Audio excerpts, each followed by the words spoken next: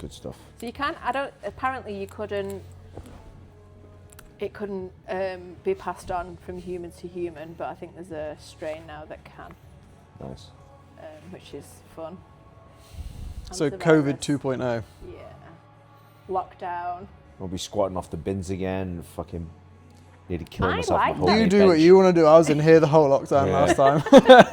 In fact, I've still got all my plates and stuff at home. It was like the hottest year surely ever as well. Yeah. So it was like amazing in that sort of sense. But obviously no one earning any money was not amazing. Yeah. Yeah. Right.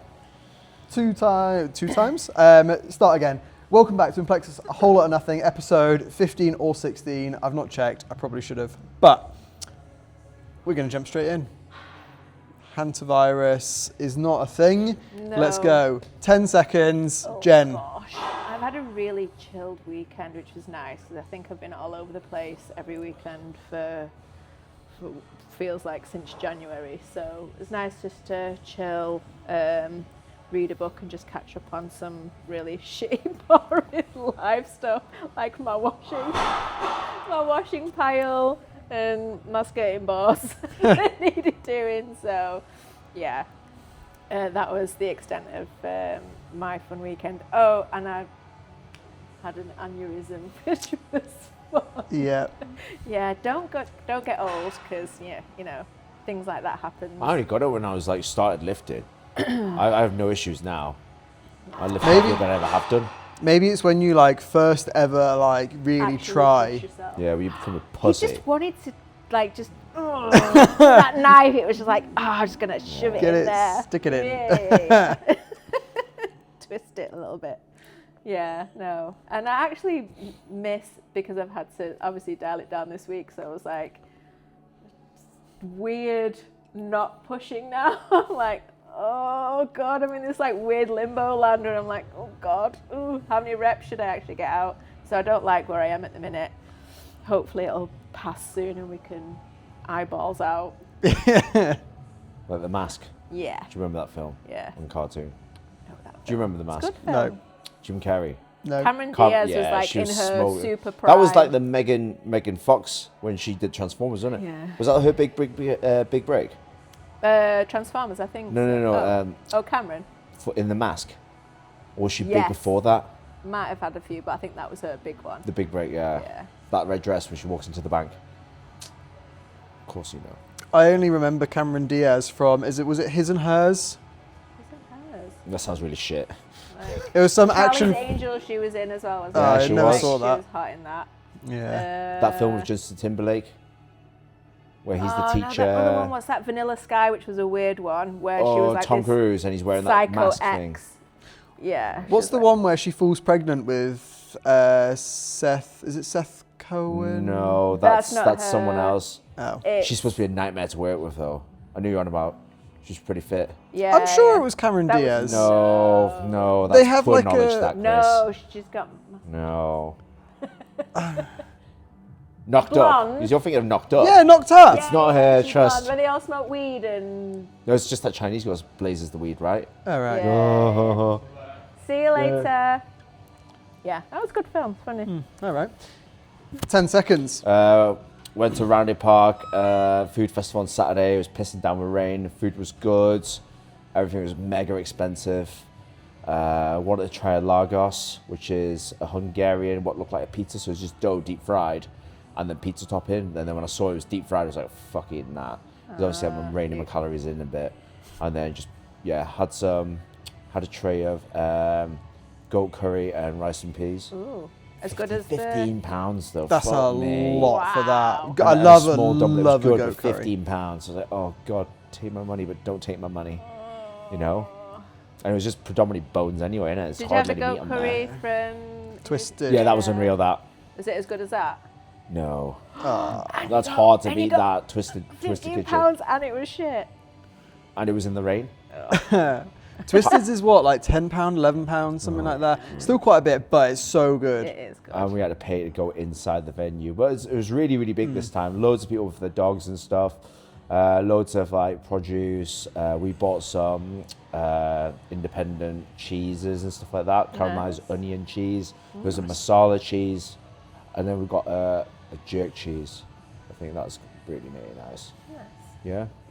Nice. And then on Sunday went to Burnsnall for a Burnsall, walk. yeah. Yeah, it's Nice really there. nice there. 7 miler until Bruce was just on a rampage eating sheep shit, which I had the pleasure of picking up yesterday. I was passing through. Why do dogs want to eat shit? I don't know, it just Not must be cow nice. shit, just sheep But they shit. eat like capsic and shit. No, mine doesn't. Yours. He gets well, fully one of bullied them by the did. cat. One of mine did, yeah. Well, not one of mine. One of a dog that I was looking after, Matilda. She went round my field and just ate all the cat shit. And then an hour later, I checked on her and she'd vomited it up. And Cat shit stinks as well. then I almost vomited, and I was like, "Ugh." It's like so small but so pungent. It's like really dense in it. Yeah, it's awful. In weight and stench. Grim. Yeah, Oh, yeah, well, gross. thank So that was disgusting. So you had to wash his mouth out, Me? or did you just leave it? No, I left it and just give him a kiss afterwards. Good boy. I'm gonna hose his mouth down and drown my dog. Oh yeah, just drown my dog, yeah, sound. Yeah. He like Bonnie it. does It's a that. game, just What? like bites it. When I get the hose out in the garden, Bonnie will like deep throat the hose, Yeah. and then Did you leave she'll him here? she'll Wow, then vomit up the Bonnie. water. So she literally like drowns herself, and then she's like, "Bleh." Hose what? Let me just write that down. Right, 10 seconds. I've just been delving into the world of 3D printing, and it is a big world. I'm discovering, but I'm slowly getting there. I think I'm going to order my 3D printer today, and then as soon as I get it, I've got like a file that is ready for printing. You don't really fucking stress this today. Oh, should I do this? Should I do that? It's like, oh, I'm never gonna financially recover from this. Yeah. But So It could be cool though. I've seen the. that's it. If it works, then like it would save some money on trophies, and also it would be way cooler than like what we're like. I'm one-offs. trying to do cool things at the minute, Yeah, like yeah. what we did last year with the samurai skull. Then we did the samurai little swords. Yeah. So They I'm- are expensive, aren't they? Like actually to get a decent trophy. yeah, so I'm trying to do cool stuff, but it's just like, it's a bit of a gamble. I'm hoping it pays off. And then something you would enjoy was dog training Sunday, and one of the people were like, oh, I've got a hoodie to add to like the hoodie pile, because we get through like loads of hoodies, dog training. It was a through dark one, and I was like, I'll have that. What size was it? It was a medium. Was it? Yeah. I won't fit me. I look like Pooh Bear in that. You know what I mean? Just flop. Did you get those shorts? What shorts? Did you- Oh man. Oh, yeah, the Mate, I shorts. bought them off Depop thinking, oh yeah, these are gonna be really cool camo fucking Carhartt shorts. And there's a reason why you selling for 24 quid, and I bargained down to 20. They came, it was like, they're not 34, they could barely fit through. Didn't fit your legs. Didn't fit 'em on either. And the quality was just like, it was like a fucking, yeah, they're quite. you thick, wipe down aren't your they? surfaces with, it got ripped off. So now I'm gonna have to go actually find another outfit before my night out. Yeah. Why don't you just go, like, if you want Realtree, why don't you just go on the Realtree website? I can imagine that's gonna be much less expensive. He's already paid £15 for a curry. Boys, Yeah, boys mate. struggling. It's spending in it. Yeah, it is. Vinted's usually pretty decent. Like No. it is. I got this off Vinted. Yeah. I like a bit of Vinted. It's real as well.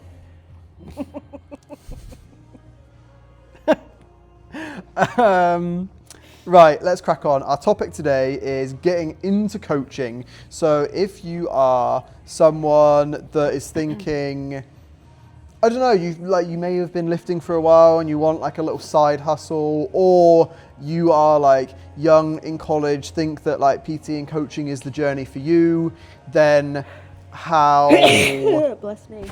what sort of next steps can you Don't need go to, mate. through? Don't need it. No qualifications. Do one qualifier and then just retire, and then just start coaching. That's the way That forward, seems I to be think. the natural apparently. progression, doesn't it? It does. Yeah. We are kind of saturated, aren't we, with the amount of coaches kind of in powerlifting.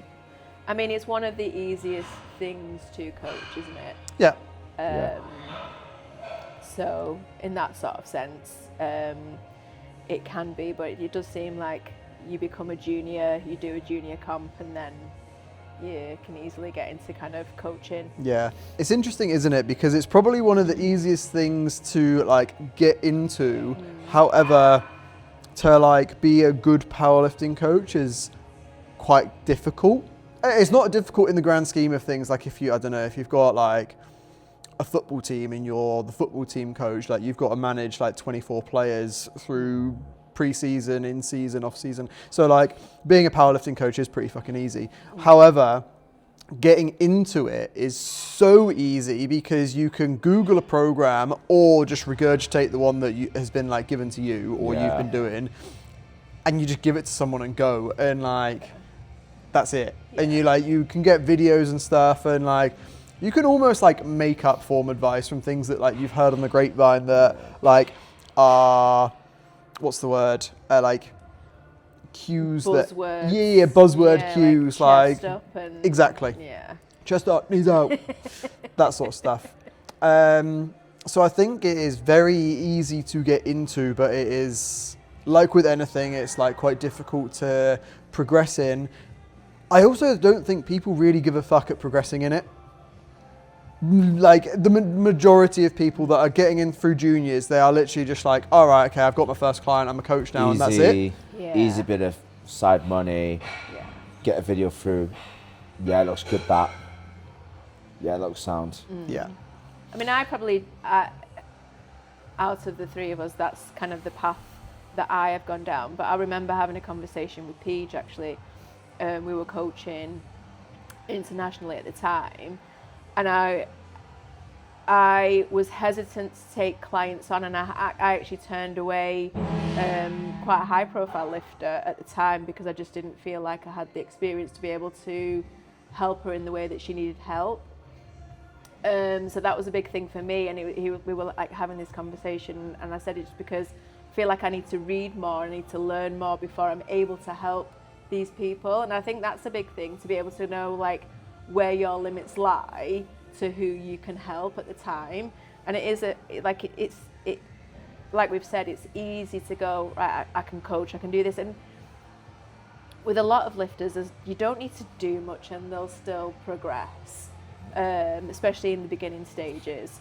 So it's like you can just give them something and they'll get stronger.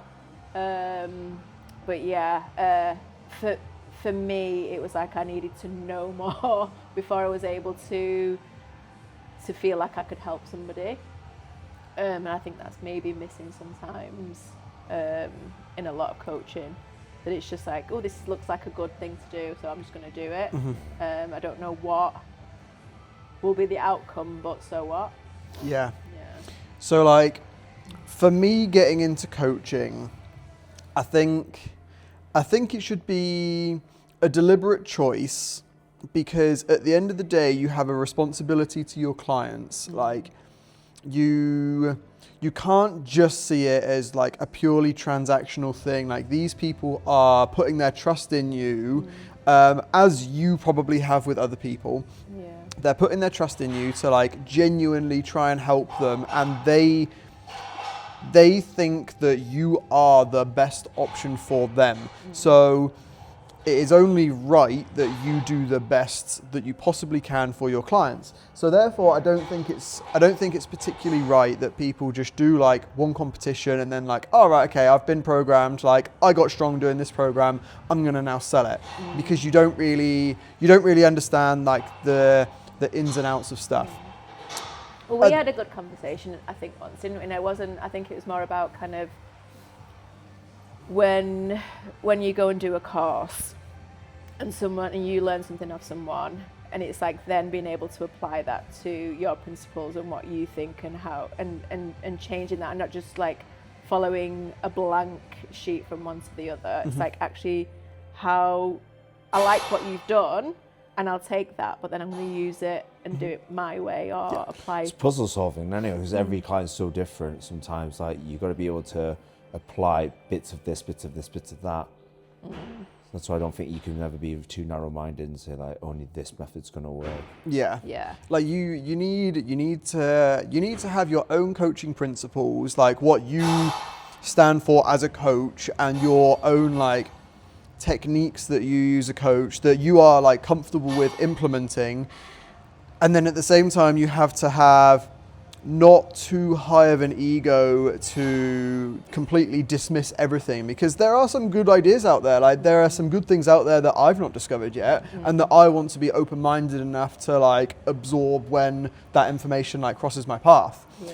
I don't want to like be completely closed off to everything because it doesn't fit my current bubble. I want my bubble to be like ever expanding. And like there's some things that I'm doing now that in like 5 years time I might think like, oh, that's weird, but then I might go back to them again in like 5 years after that. Yeah. Like I want to be very like progressive in the way that I coach and what I do.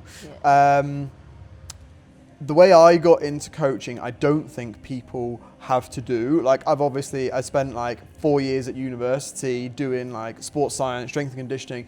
I don't think people have to do that. However, there are important key principles that I picked up during that time that are invaluable to me. You're not going to get anywhere else really. It's like it's all practical work that you're working with athletes at that higher level. Yeah. So the athlete bits were great. The science bits, like yeah, they're good, but I could have read that like not being at university. Yeah. It's more the lecturers pushed me to be very critical and to be like, right, okay, this is a research paper and it has been published. What does it say and what are you like taking away from this? And like in my first year, I was like, all right, okay, this is a research paper. This must be like legit. A gold piece of information because it's like, it's published scientific research. Work for everyone. Yeah. And it's in like an established journal of like the Journal of Sport or like Institute or whatever. So I'm like, okay, right, this must be how people get better. And then by year 4, I'm like, this journal's a piece of shit. Like, why have they done this? And it's being able to like really be like critical of the information I get. Like you say, being able to apply it to my personal like techniques and everything like that. And like my philosophies as a coach. But the being critical is like my number one skill that I picked up from university, and like being able to assess things on face value for literally what they are, not taking it as gospel. No. Unless you get intimidated every time you go, why? Like, like shit myself, but then I like it. Like I've learned from you, definitely like to be more critical. But yeah. It's like, I think it's a really important, like I say, it's my number one skill that I've like picked up from university. Yeah. Like it took me 4 years to do it, but it is a fantastic skill to have, to be able to, whatever is in front of you, it doesn't have to be a research paper, it can be like, I don't know, it can be a client coming to you, it can be a physio coming to you, like we've had this a lot recently, if like a physio says like, right, you should do this, why are you doing that? Like, yeah, not just tell me why that you're doing that, and that's just not an exercise that they give everyone. Like, yeah. Flamingos. Yeah, stalk stands. Yeah. So I think that is like key, and that would be my number one piece of advice to like anyone looking at getting into coaching. Like, understand how to critique things. Get some research papers on power if you want to go into powerlifting, if you want to go into strongman, cycling, whatever it is, like whatever your chosen pathway is. Get some research papers on your topic and read them and be like, okay, this is good for these reasons, it's bad for these reasons. And I'm not expecting people to like get into like the data analysis and to be like, oh, they should have done an ANOVA instead of like cross-match or whatever, or they should have like grouped all this data instead of done it as like independent variables. I'm not expecting that, but just to purely be like, okay, this is a group of 17 people that has I don't know, let's take powerlifting as an example. They've never squatted before in their life. They've got a powerlifting implementation of, we're going to squat 4 times a week. Okay, everyone got significantly better, so therefore squatting 4 times a week is like the thing to do. Yeah. Do you know what I mean? Fucking no knees left. Exactly. Like, okay, right, let's be White gone. let's be critical that like these are newbie lifters lifting very much sub-max weights and learning the technique of squatting With over no this 6-week stresses. period, Yeah. No, Yeah. nothing. not sending it 4 times a like, yeah. Yeah. So I think people need to be really critical about what they see, what they read, what information they get passed on to them, Yeah. and then, like I say, just implement it the best to their philosophies. Yeah. Okay, I like so that a lot. what would you then advise people that are okay? They've thought about like what sort of coach they want to be now. They've got like that critical thinking element behind them. How should they go about like the practical element now, let's say?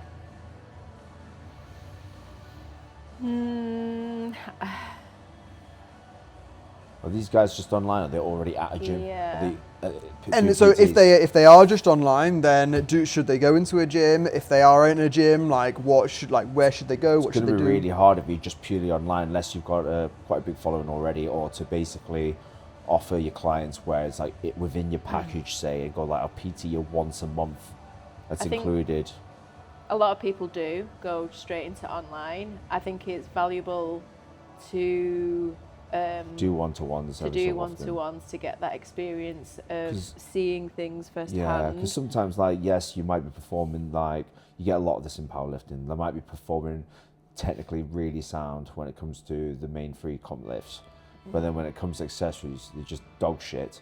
And they're just moving everything really ballistically. There's no mind-muscle connection. It's intense there, but they're moving it as if it's like they're doing a squat push as fast as they can. It's also And like they're not pushing to the actual like prescribed RPE or close to. They're not working hard enough essentially. Because they're so good at like strength athletes are so good at reining it in, like leaving 1 left in the tank, 2 left in the tank. When it comes to doing side raises, you don't need to do that. You need to be pushing close to when it's burning. We're opposed to failure, don't you? yeah, To get any gains. don't know. Don't know about that. That's why I feel like one-to-ones are valuable in Yeah. that sense. The thing is, as a client can send you videos at certain angles or certain perspectives that you can't see what you need to see, which when you're there and you can see it in real time, you can see everything from every angle that you need to. So it's invaluable in that sort of sense, and then you can pick that up and you can take that over to online. I mean, it's not doable just online, but it's yeah. It's definitely trickier if you're starting and just to be an online unless you've got a presence. Yeah. Because you've got no traffic. Like if you're in a gym, and even if you start off, especially like me and you've both come from backgrounds of working in a commercial gym, and it did wonders for starting off PT at the start, because even if you didn't have any clients, they were very proactive in terms of put a board up, teach a class, offer this, offer that, freebies, consultations, all that stuff. So we got seen to.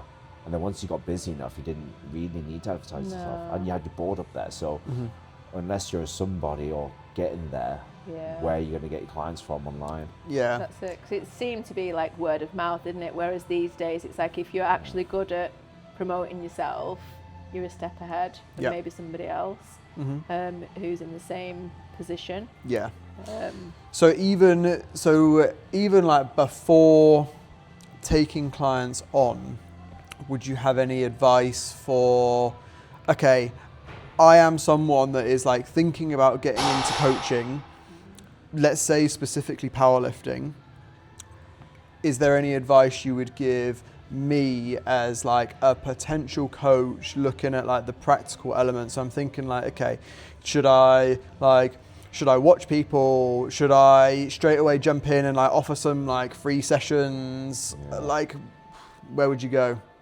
I'd go and observe powerlifters, and I mean, as a coach as well, usually you find coaches that go into powerlifting specifically usually have a background in powerlifting. You don't usually get a coach that suddenly wants to coach powerlifting specifically. Like it's usually Gen Pop, and then it might like go into that field if that's their like a genre that they're interested in. But yeah, I would say it would be invaluable to be around powerlifters. One, if you're not within powerlifting, to know the rules. It's kind of a big thing. And yeah, free coaching. Like I don't know what I'm doing yet. I'm like, this is my first step into it. I'd like to be able to help you. You know, you help me, and then let's see like if I'm actually good at this. It's kind of a good step. This is where it's all right for us, because like from our backgrounds, like we tend to just like we had no choice but to offer, like stand there sometimes with our board saying we're going to offer 15 minutes consultation, or give out a free half an hour PT session, or at the end of our class we do stuff like that to offer it out to people. So it was quite easy for us to get that, didn't it?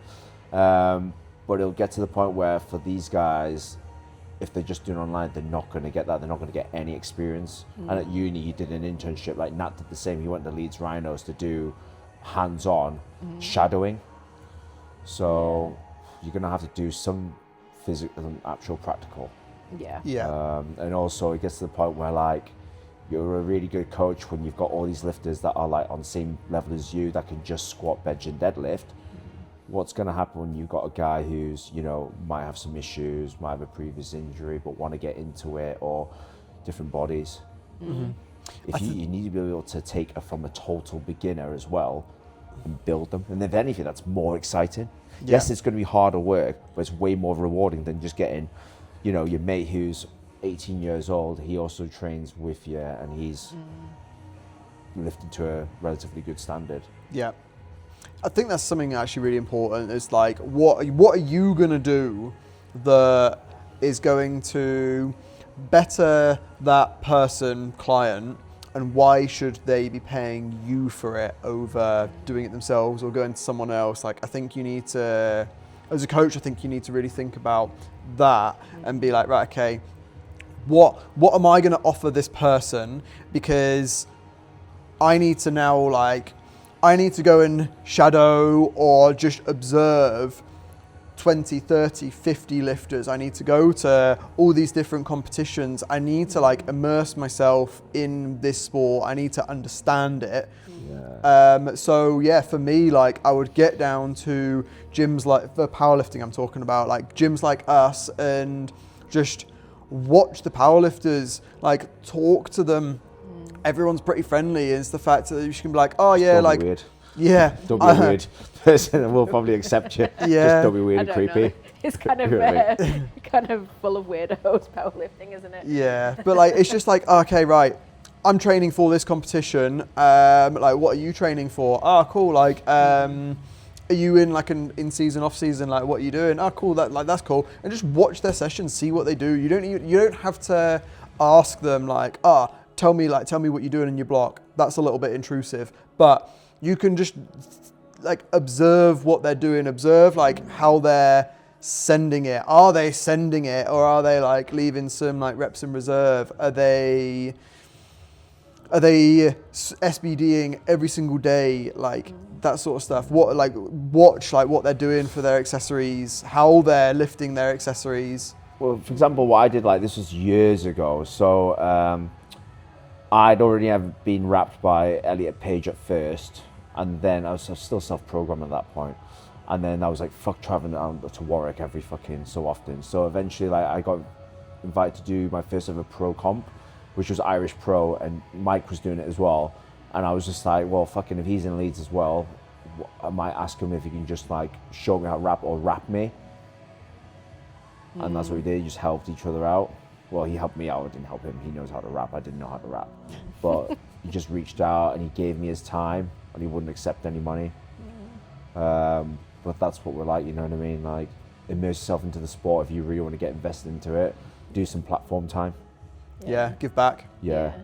I think it's massively important not having an ego and knowing your limitations. Fucking, if you step into like, you know, like a powerlifting gym and you're in there swinging your dick with an ego, you're not going to get accepted. We've had it before where people come around and swing their dicks. It's like, you're not welcome, mate, because there is no pecking order. No matter how strong someone is in here, how big their dots are, total is, we won't give a fuck here. You know what I mean? Like, we're all here to help each other out. But if you're gonna be that guy, and it always is a guy as well. It's never like a female that does that, right? It's always a dude, and then we're just like, you know what, mate, you're a dick. Yeah. And I always end up having to fucking treat them like a child, be like, please don't drop the bar. Please don't spill chalk everywhere. Please read that sign that says no talc inside. I need to sneeze now.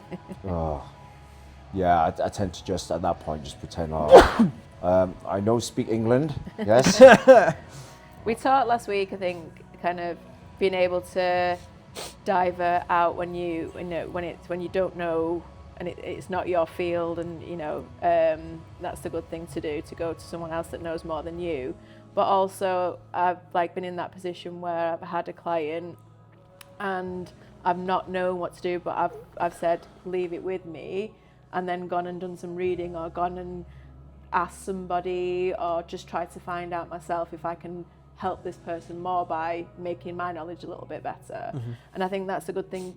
If you're truthful with your client and you say, I actually don't know, but if you're willing to stick with me, I'll find out so that I can make both of us just that little bit better. So yeah, I think that's really important. I really like that as a point as well, because I think the powerlifting programming side is pretty simple for the most part.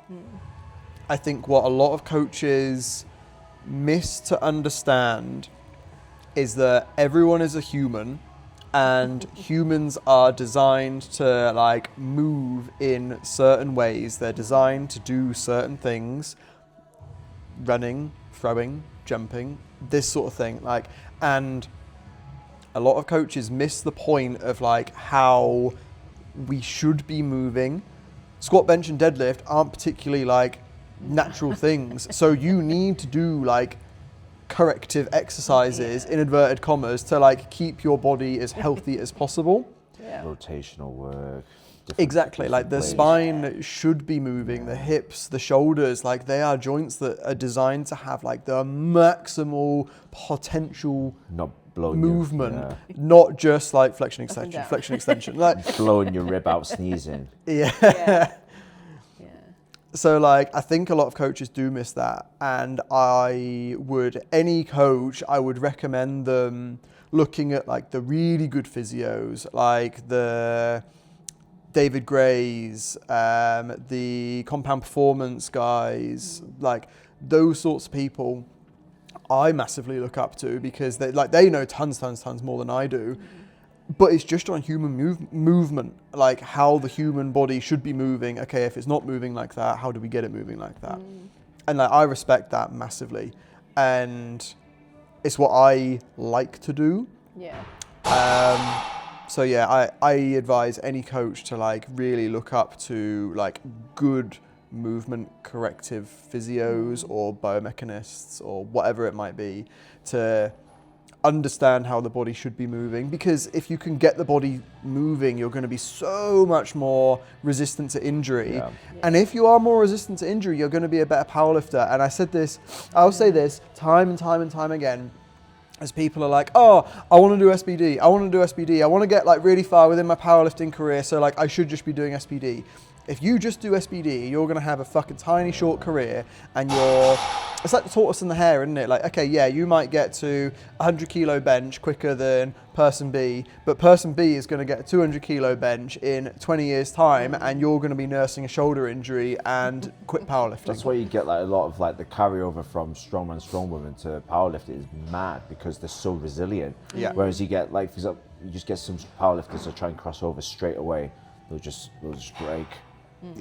Having this Any twist and turning and stuff with Marta as well yesterday, actually, in one of the classes, and she had she was oh, is my spine rounded? And I was like, well, vomit. It's supposed to your spine is in the way it's designed is intended to flex, so it's actually okay. Unless it's poking ridiculous. Out the back of you. But I always think any position.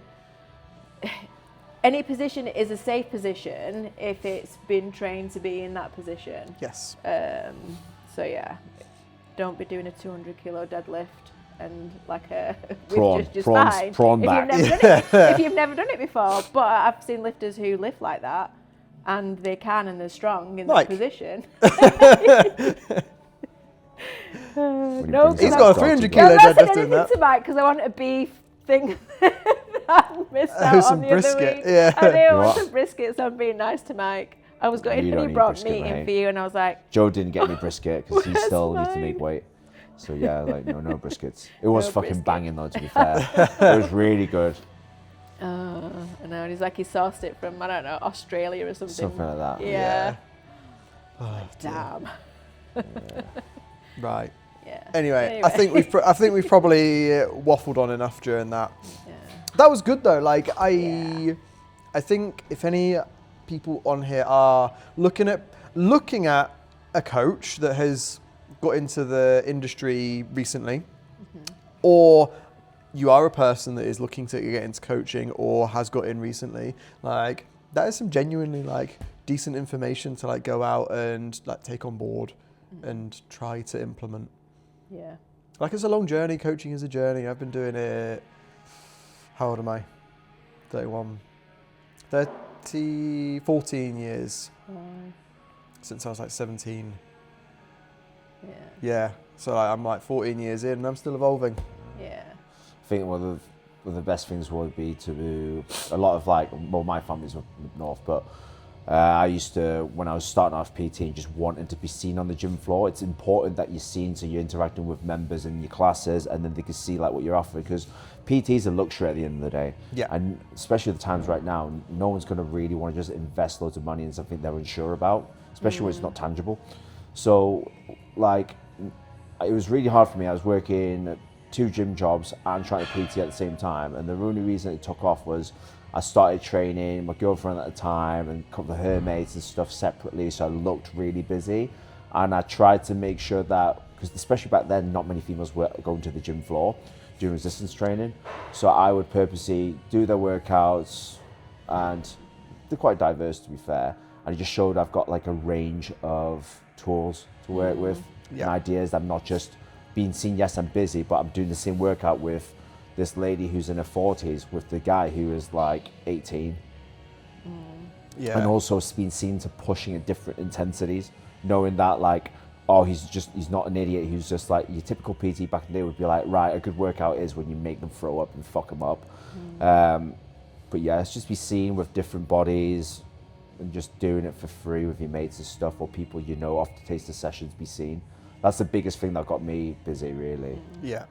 I think That's the same with what happened with me as well. Yeah. Like, I did like some random taster sessions for people. I was doing like sport specific movements and people on the gym floor were like watching. And then copying then- it and not paying for it. I'm doing it all wrong. There's always those guys at those commercial gyms, isn't there? Yeah. Like tight bastards don't want to That fucking looks do it. good. And then they'll do it right next to you. Like, what the fuck are you doing? Yeah. But no, Pay me. there was like 2 golfers, a tennis player, a Ironman runner, and a plasterer. Like all came up to me in the first week being like, oh, I've the seen those. YMCA I've- of I've seen those movements you're doing, and I think they might look really good for me. And I'm like, yeah, they would be. yeah, that's cool. Yeah. Right. It's highly evolving as well, isn't it? So like, I always think that it's a good thing. So if you've got clients, but you have them for however long you've got them for, but then if they're leaving you, but they're leaving you because they know what they're doing now and they know how to walk properly, or they know how to go upstairs properly, or they know how to like sit up and down, and like that's what they came for. Now they can go out and function in the world. That's like a good thing. And then within powerlifting as well, if you have a client and they come to you and they leave you better than they came, that's a good thing. Yeah, if they're annoying and they're leaving you sound. Yeah, that's good. But yeah. Right, let's wrap it up. I'm hungry now too. Thank you very much for watching. This was episode 15 or 16, not sure. Please give us a like, follow, comment, all the good stuff. Share it with someone. See you next week. See Goodbye. you next week. Kai said he listened to this podcast. Does he? Yeah. Yeah.